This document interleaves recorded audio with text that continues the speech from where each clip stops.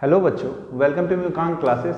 आज थोड़ा सा हम लोग क्या पढ़ने जा रहे हैं कि जो हम लोगों ने कल पढ़ के रखा था, क्या पढ़ के रखा था कि कैपलर्स का प्लैनेटरी मोशन जो है उसका कैपलर्स ने 3 लॉ जो दिए थे उसका एक्सप्लेनेशन हमने पढ़ा। अब वही कैपलर्स का यूज करके जो न्यूटन ने ग्रेविटेशन यूनिवर्सल ग्रेविटेशन लॉ बनाया था, या न्यूटन ने, हम कह लें न्यूटन वो कैपलर्स लॉ से क्या कंक्लूजन निकालते हैं, आज थोड़ा सा हम उसके बारे में यहाँ पे एक्सप्लेनेशन करेंगे। वो उसके बारे में लेक्चर बनाने जा रहे हैं। तो न्यूटन क्या मानते थे, जब उन्होंने कैपलर्स के डाटा को रीड किया तो उन्होंने ये देखा कि मरकरी को छोड़ करके बाकी सारे जितने भी प्लेनेट थे उनका जो पाथ था वो मेनली सर्कुलर के आसपास था। ठीक है, कैसा था? सर्कुलर के आसपास था। तो उन्होंने क्या बोला कि कैपलर्स का सेकंड लॉ क्या कहता है कि एरियल स्पीड कांस्टेंट होती है, और अगर एरियल स्पीड कांस्टेंट हो गई वहां पे तो लीनियर स्पीड, ठीक है, अब उसका एरियल स्पीड कांस्टेंट हो गया तो वहां पे लीनियर स्पीड भी क्या हो जाएगा? कांस्टेंट हो जाएगा। और किसी भी अगर प्लेनेट का लीनियर स्पीड कांस्टेंट है, या किसी भी पार्टिकल का हम कह लें अगर लीनियर स्पीड कांस्टेंट है और वो सर्कुलर पाथ पे चल रही है तो उस पर एक फोर्स लगता है। बचपन में हम लोगों ने पढ़ के रखा था। वो कौन सा फोर्स होता है? Centripetal force. क्या हमने बोला? Centripetal force. और सेंटर पे कौन है? सन।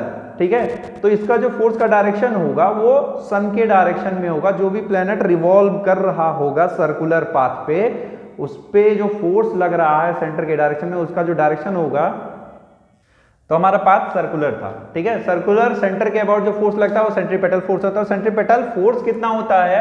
ठीक है, centripetal force equals to mv² upon r। ठीक है, अब यहां पे m क्या है? Where m is the mass of the planet. Planet का मास है। v क्या है? Linear velocity of the planet. ठीक, अब यहां पे r क्या है? जिस सर्कुलर ऑर्बिट पे वो रिवॉल्व कर रहा है उसका रेडियस है ये। ठीक है, radius of the circular orbit. ठीक है, अब देखते हैं, ये फोर्स हो गया तो यहां पे वेलोसिटी हम निकालते हैं। वो लीनियर वेलोसिटी होगा। लीनियर वेलोसिटी हम निकालने की कोशिश कर रहे हैं। Linear velocity v equals to हमारा क्या होगा? ठीक है, v वेलोसिटी, स्पीड जिसको बोलते हैं linear speed, sorry linear speed क्या है? Linear speed total distance upon time period. Total distance, अगर कोई भी बॉडी एक सर्कुलर पाथ पे रिवॉल्व कर रहा है तो उसका टोटल डिस्टेंस कितना वो चलेगा? जितना उसका सरकमफेरेंस होगा। और सरकमफेरेंस हमने मैथमेटिक्स में क्लास 10th में पढ़ के रखा है, या 9th से ही आ जाता है। ठीक है, सरकमफेरेंस जनरली ये जो सरकमफेरेंस है ये 6th क्लास से आ जाता है। अगर हम कहना चाहें तो 6th क्लास से आ जाता है सरकमफेरेंस वगैरह। सर्किल का सरकमफेरेंस कितना होता है? 2πr। तो कोई भी बॉडी अगर सर्किल के सरकमफेरेंस पे सर्कुलर पाथ पे रिवॉल्व कर रही है तो वो अपना एक पूरा कंप्लीट चक्कर करेगी तो कितना डिस्टेंस चलेगी? 2πr। ठीक है, 2πr upon time period t, एक रेवोल्यूशन करने में कितना। अब ये वैल्यू उठा करके हम यहाँ पे पुट कर देते हैं तो हमारा f इक्वल्स टू कितना आता है? m v की वैल्यू 2πr अपॉन t का होल स्क्वायर अपॉन r। ये कैलकुलेट करके कितना आएगा? m 4π² r² upon t square into r। ठीक है, यहाँ पे कितना आ गया? 4π², एक r से r cancel out, 4π² mr upon t square. f equals to, अब हमने कैपलर्स के थर्ड लॉ से क्या पढ़ के रखा है कि जो टाइम पीरियड होता है, टाइम पीरियड का जो स्क्वायर होता है वो सेमी मेजर एक्सिस के क्यूब के डायरेक्टली प्रोपोर्शनल होता है। तो ये टी स्क्वायर, यहां पे टी स्क्वायर इक्वल टू क्या आ जाएगा? KR cube. ठीक है, from the Kepler's third law. तो 4π² mr अपॉन KR क्यूब। ये एक r से r कैंसिल आउट हो गया, तो 4 pi square upon K M upon R square, ये फोर्स हो गया हमारा। अब यहाँ पे जो हम देख रहे हैं F directly proportional to M upon R square, ठीक है, ये निकल करके आया हमारा जो था वैल्यू, ठीक है। अब हम थोड़ा सा चलेंगे इसके कैलकुलेशन के ऊपर, ठीक है, इसका कैलकुलेशन क्या कहता है, इसका कैलकुलेशन क्या, ठीक है। तो हम लोग जो यहाँ पे आया था, हमारा क्या आया था, एक थोड़ा सा लिख लेते हैं हम यहाँ पे, ठीक है, जो लास्ट का कैलकुलेशन था F equals to 4 pi square upon K M upon R square, ठीक है, ये हमारा इक्वेशन फर्स्ट था, ठीक। अब देखिए यहां तक आया था आपका, अब इससे जो आया क्या कंक्लूजन निकलता है, ठीक है, जो केपलर्स थे, केपलर्स के डाटा का यूज करके, केपलर्स ने जो 3 लॉज दिए थे उसका यूज करके न्यूटन ने फोर्स निकाला। अब उसको उससे क्या कंक्लूजन निकलता है आइए हम देखते हैं, ठीक है, क्या कह रहा है, पहला कंक्लूजन क्या निकलता है, a planet is acted upon by a centripetal force which is directed towards the sun, ठीक है।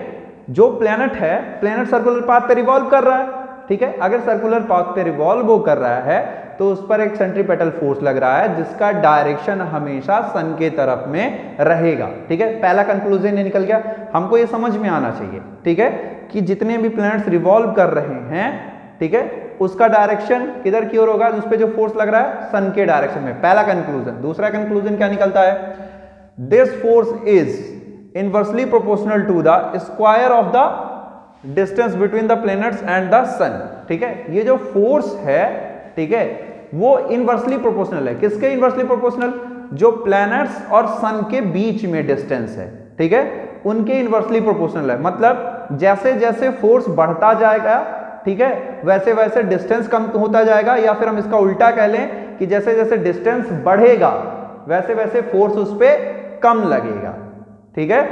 दूसरा कंक्लूजन क्या, कि अगर फोर्स, ठीक है, ज्यादा कब लगेगा, जब डिस्टेंस कम होगा, और जब डिस्टेंस ज्यादा हो गया तो फोर्स कम लगेगा, ठीक है। ये इनवर्स स्क्वायर लॉ बोलते हैं, वैसे एक्चुअली इसको क्या बोलते हैं, इनवर्स स्क्वायर लॉ, ठीक।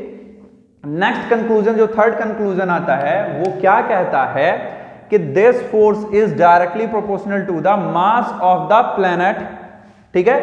ये जो फोर्स लग रहा है ये मास, जो प्लैनेट का मास है उसके भी डायरेक्टली प्रोपोर्शनल है, और since the force between the planet and the sun is mutual, the force F is also proportional to the mass capital M, सन के मास के भी डायरेक्टली प्रोपोर्शनल है यहां पे, ठीक है। पहले देखिए, पहला क्या कह रहा है कि जो प्लैनेट रिवॉल्व कर रहा है उसके मास के भी डायरेक्टली प्रोपोर्शनल है, और जो यहां पे सन का मास है उसके भी डायरेक्टली प्रोपोर्शनल है फोर्स, ठीक है, F, ठीक है, द सन।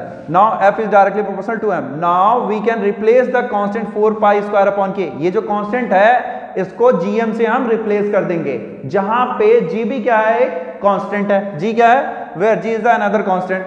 अब यहां पे अगर हम इसके जगह पे gm रख देंगे तो हमको क्या मिलेगा, F equals to g capital M small m upon R square. ये किसका मास है, सन का, ये किसका मास है, प्लैनेट का, ये क्या है, डिस्टेंस, ठीक है, दो बॉडीज के बीच का। अब देखिए यहां पे एक कंक्लूजन और क्या कहते हैं, ठीक है, जो न्यूटन थे उन्होंने क्या बोला कि ये भैया ये हमारे यूनिवर्स के लिए ही अप्लाई नहीं होता है, ये हमारे यूनिवर्स में, सॉरी, ये हमारे यूनिवर्स में जितने प्लैनेट्स हैं सिर्फ उसी के लिए नहीं है, यूनिवर्स में जितने भी मास के मतलब पार्टिकल हैं, जितने भी पार्टिकल हैं जिनका मास कुछ ना कुछ है, उन सारे मासेस पे, ठीक है, जो भी दो मासेस होंगे उनके बीच में ये फोर्स लगेगा, कोई भी पार्टिकल हो उनके बीच में एक ग्रेविटेशनल फोर्स लग ही रख रहा होगा, ठीक है, क्योंकि कुछ ना कुछ मास जरूर होगा। तो ये हम नहीं कह सकते, ठीक है, कि ये फॉर्मूला सिर्फ